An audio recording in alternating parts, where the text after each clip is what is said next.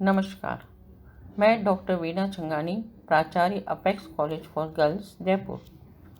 आज हमारी चर्चा का विषय होगा संत कवि सुंदरदास कृतित्व एवं व्यक्तित्व। यह विषय हिंदी साहित्य के और राजस्थानी साहित्य के दोनों के विद्यार्थियों के लिए उपयोगी रहेगा।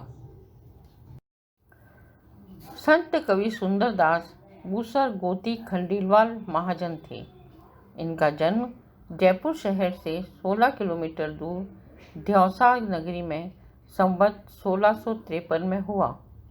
पिता का नाम परमानंद और माता का नाम सती था। दोनों बहुत धर्मात्मा और साधु महात्माओं का सत्कार करने वाले थे। कहते हैं कि एक बार दादू दयाल उनके गांव आए। सुंदरदास को लेकर उनके माता पिता उनके पास गए।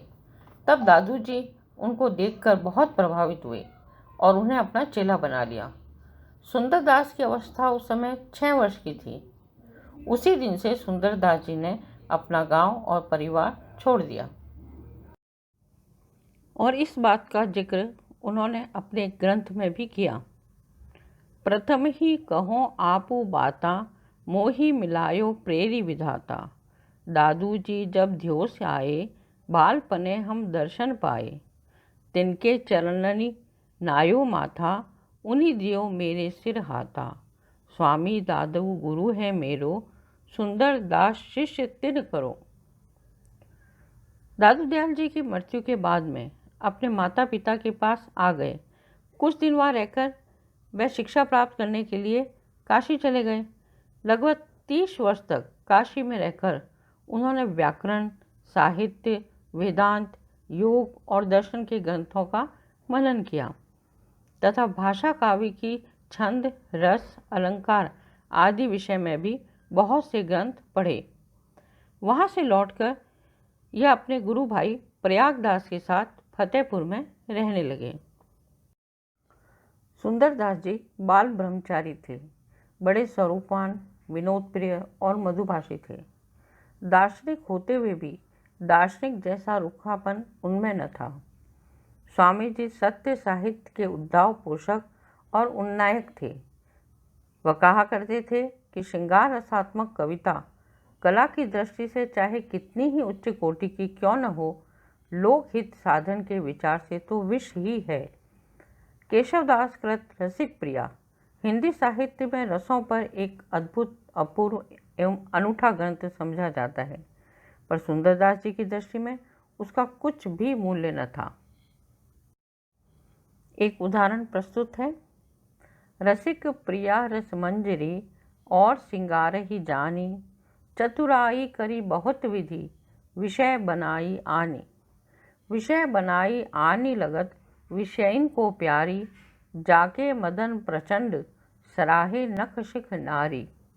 जो रोगी मिष्ठान खाई, रोग ही विस्तारे, सुंदर यह गति वह खोई, जू तो रसिक प्रिया धार धारे। स्वामी जी को देशाटन का बहुत शौक था। बिना किसी कारण एक स्थान पर वह नहीं रह सकते थे। समस्त उत्तरी भारत, गुजरात, मध्य प्रदेश, मालवा आदि का वह कई बार पर्यटन कर चुके थे। दादू पंथों के स्थानों को भी उन्होंने देखा था। इससे उनका ज्ञान भंडार बढ़ा। अरबी, फारसी, पूर्वी पंजाबी, गुजराती आदि भाषाओं का भी अच्छा ज्ञान हो गया।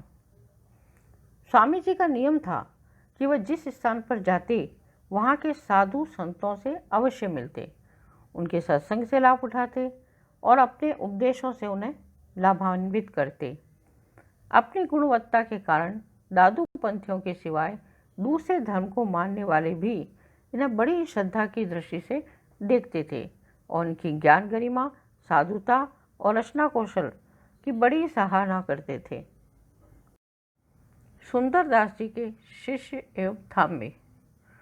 सुंदरदास जी के कई शिष्य थे, जिनमें दयाल राम, श्यामदास, दामोदर दास, निर्मल दास और नारायण दास मुख्य थे। इन पांचों के थांबों को बड़े थांबे कहते हैं। इनमें भी फतेहपुर का थांबा प्रधान गिना जाता है, इसीलिए यह सुंदरदास फतेहपुरिया भी कहलाते हैं। इनके हाथ से लिखी हुई पुस्तकें पलंग, चादर, टोपा आदि भी फतेहपुर व इनके थांबाधारियों के पास सुरक्षित हैं। सांगानेर में जिस स्थान पर स्वामी जी का अग्नि संस्कार हुआ, वहाँ पर उनके शिष्यों ने एक छोटा सा चबूतरा तैयार कर उस पर एक छोटी सी गुमटी बना दी थी, जो संवत 1965 तक ठीक दिशा में रही। फिर किसी ने उसे तोड़ फोड़ डाला और स्वामी जी के चरण चिन्हों को ही उखाड़ कर फेंक दिया। तो आइए अब चर्चा करते हैं संत कवि सुंदरदास जी के कृतित्व के बारे में। इनकी निम्न रचनाएं मानी गई हैं: ज्ञान समुद्र, सर्वांग योग, पंचेंद्रिय चरित्र, सुख समाधि, स्वप्न प्रबोध, उक्त अनूप, वेद विचार, अद्भुत उपदेश, पंच प्रभाव, गुरु संप्रदाय, गुण उताति, सद्गुरु महिमा, बावनी, गुरु दया षटपदी, भ्रग्न विघ्न शाष्टकम, गुरु कृपा अष्टक, गुरु उपदेश अष्टक, गुरु महिमा अष्टक, राम जी अष्टक, नाम अष्टक, आत्मा अचल अष्टक, पंजाबी भाषा अष्टक, ब्रह्म स्रोत अष्टक, पीर मुरीद अष्टक, अजब ख्याल अष्टक, ज्ञान झूलना अष्टक, सहजानंद, गृह वैराग्य बोध ग्रंथ, हरि बोल चितावनी, तर्क चितावनी,